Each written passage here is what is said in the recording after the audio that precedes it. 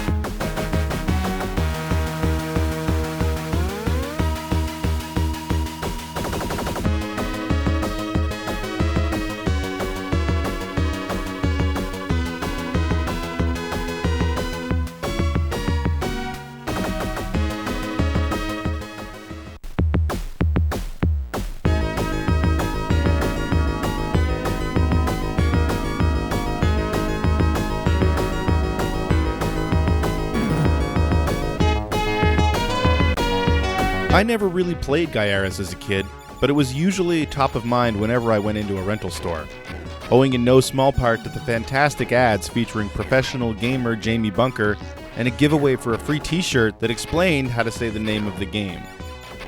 Can you say Gaiares? But that wasn't the only reason. Gaiares was one of the top reviewed shooters on the Genesis at the time, garnering perfect scores from GamePro and an 8999 from EGM, back when 9 was the highest score the magazine would award. The other thing those reviewers talked about, however, was the hard-as-nails difficulty of Gaiares, which I think is why I avoided it. I've always loved shooters, but I've never really been that good at them.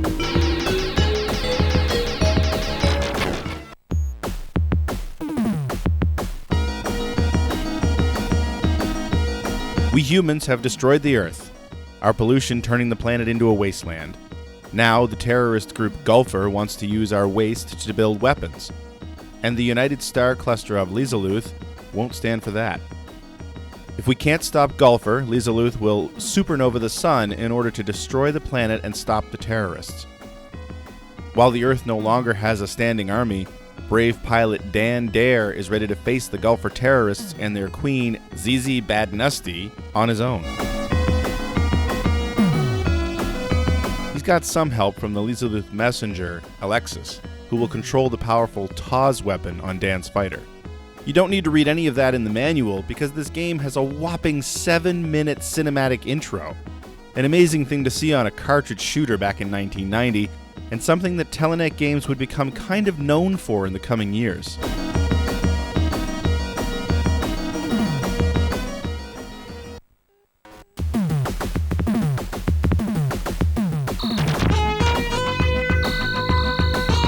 The Taz system, or WAS if you're playing the Japanese version, is the really unique bit about Gaiares. At first glance, the little machine following your ship around looks similar to the options in Gradius, simply following along the same path as your ship, firing duplicate projectiles.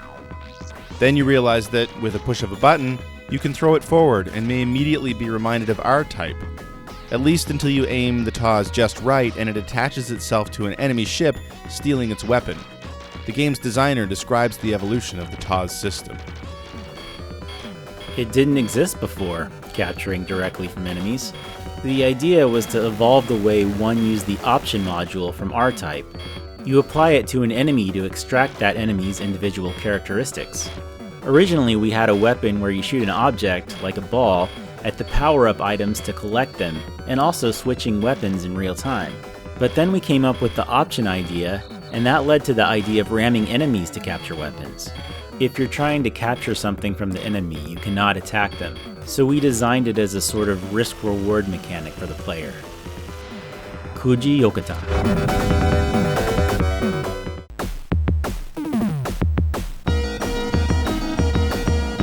I love this for so many reasons.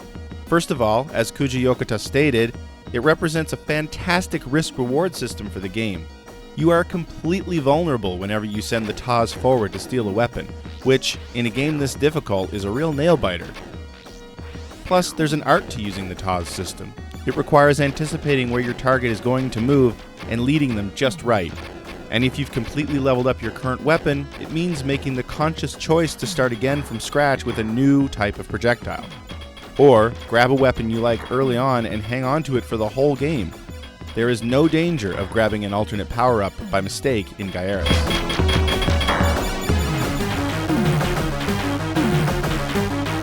It's just a refreshing new twist on a genre that was, let's be honest, already saturating the Mega Drive in 1990. There's also a bit of Darius DNA in Gaiares, as the game features branching paths. But they're much more organic here. Rather than selecting to go one way or another at the end of a level, at certain points in some stages, flying up or down dictates the next part of the level. And the difficulty. Gaiares definitely lives up to its reputation. The action is fast and relentless, giving you very little time to react to different types of enemies. Combine that with your total vulnerability while you attempt to power up your current weapon or acquire new ones, and you've got a real challenge on your hands. And Gaiares doesn't just bring in a new ship when your current one goes kaboom.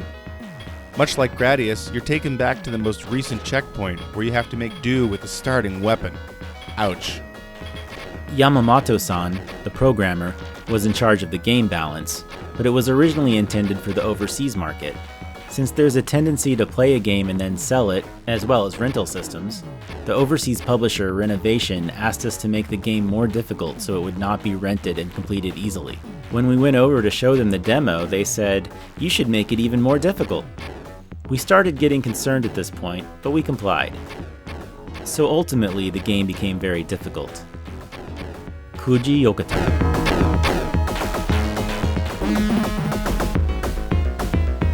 This was not an uncommon practice in the early 90s. While Nintendo was busy trying to put a stop to game rentals altogether by suing rental companies over duplicating and distributing copyrighted material in the form of game manuals, Sega's tactic seemed to be all about making games so hard that they couldn't be beaten in a single rental. And since, according to Yokota, Sega had requested Telenet make a game for the Mega Drive, it appears Sega also had a bit of a say in the development of the game.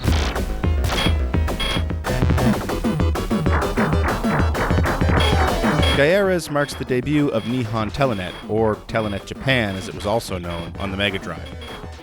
Nihon Telenet was founded in 1983 and was quite prolific on Japanese home computers such as the FM7, the MSX, PC-88, and 98, and so on.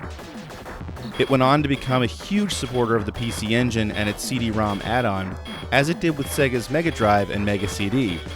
We'll be hearing a lot about Nihon Telenet in the coming seasons of Generation 16. But it feels kind of weird to say Gaiares is the first Telenet game on Sega's system. I guess it's technically true, though we've already seen a couple of games from one of its subsidiaries, Wolf Team, as well as some titles from its US publishing arm, Renovation Products, which publish US versions of shooters from Sega and Vic Tokai, Arrow Flash and Whip Rush. By the mid to late 80s, Telenet had a handful of subsidiaries under its umbrella. Wolf Team, Renovation Games, which is the label that Gaiares falls under, Renovation Game apparently became Riot, Lasersoft, and Renovation Products. Wolf Team in particular actually broke away from Telenet in the mid-80s, only to be reabsorbed into the parent company in 1990, which is, I guess, why the previously released Final Zone and Granada aren't considered Telenet games. In fact, if you check the Japanese packaging from both of these games, you won't find mention of Telenet anywhere. By the early 90s, all of these groups had been merged or absorbed back into Telenet, or in the case of Wolf Team and Renovation Products, eventually sold off. Renovation Products was acquired by Sega in 1993, and the label was never seen again. President Hideaki Iri would go on to found H-Tech and eventually become president and CEO of Sega of America in 2003. Nihon Telenet's catalog is huge, especially across the PC Engine and Mega Drive, but the name it's probably most well known for is Valis, which was a series of action platformers starring a female protagonist named Yuko who wields a mystical sword.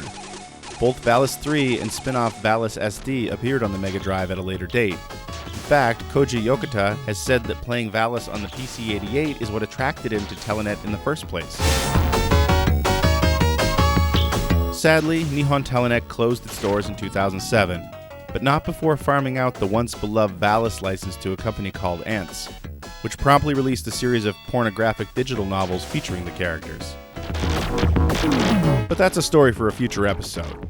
Right now, we're focusing on the fact that Gaiares is fun, difficult, features an innovative play mechanic, and is an early example of lengthy cutscenes being used to tell a story. It's also worth mentioning that Gaiares is yet another great shooter released in December of 1990, a month that also included the mighty Musha, the fully 3D Star Cruiser, and the debut of Taito's Darius series on the Mega Drive. Oh, and one more thing. The title Gaiares? Kuji Yokota wants to clear something up about the spelling. I came up with the name. The Resu part stands for L-E-S-S, or less, as in to be without. So without Gaia, or Earthless, since Earth has been ruined, and humanity is trying to figure out a solution. I was only in charge of coming up with the basic setting. I placed importance on the game itself, and I didn't think much about the story. Perhaps it's because the characters are reviving the Earth, so that's why English players thought the res stood for rescue as opposed to less. Kuji Yokota.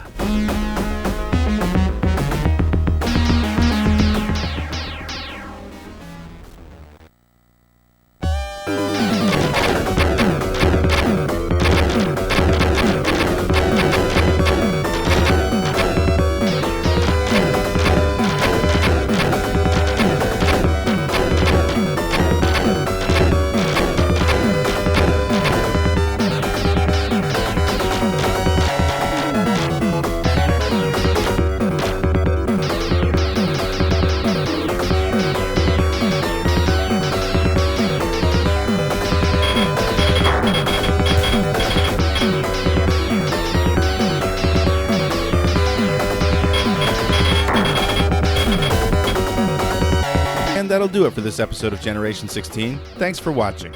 If you enjoyed what you saw, please like, share, and subscribe. And consider supporting this show on Patreon.